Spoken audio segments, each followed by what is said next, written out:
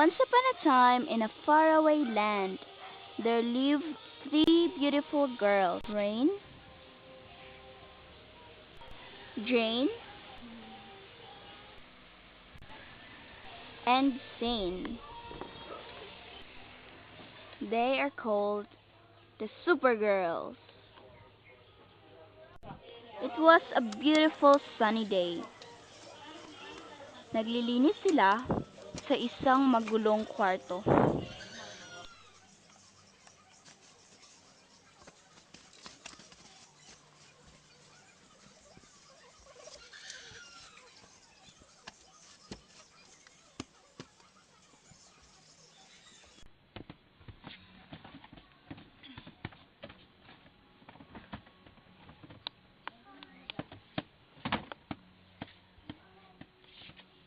Ano to? Ha? Is it that your sink? Saan mo yan nakita? Then this cabinet. What's this? Kwento yan ng Supergirls. Diba tayo ang Supergirls? Oo, kwento natin yan ang Supergirls.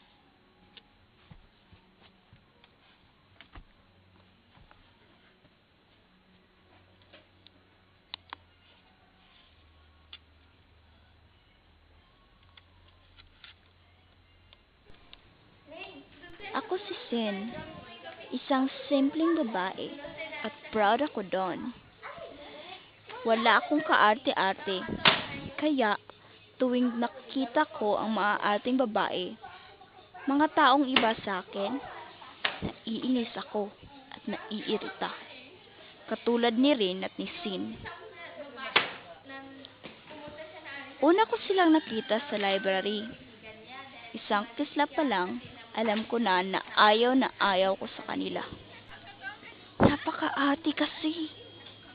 Palaging tumatawa, gumigiling tuwing lumalakad, at palaging pinapapansin ang buhok. Mas nainis pa ako sa kanila isang araw. Hey! Come back here! How dare you, kid?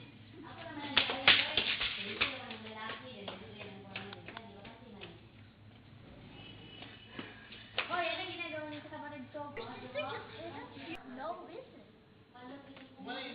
You better. Anong you better? Pero, nag-iba ang lahat isang araw. Malapit na ang graduation noon. Ang ibang mga estudyante, alam na nila saan sila mag-high school.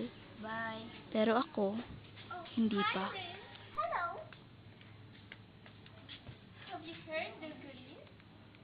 Wait. I know, isn't it good news? Yes, we are scholars. Pero, dapat tatlo, magiging scholars sa Living High School. Sino lang yung katatlo? Oh. Maybe her. Let's ask her. Hi, sis! Anong ginagawa niyo? We have something to offer. Anong offer? Lumayas na kayo. May problema kasi ako. Alis, alis. Good, that's why we are here. Ano? We have a scholarship. It is all free, including a room. There are 3 students included in the scholarship. I and Rain have the scholarship, and the last one is up to us. That's we choose you. Talaga? Oh, will Will you you accept our the offer? Oo naman. Talaga? Sure? Dahil doon, naging isa na ako sa kanila.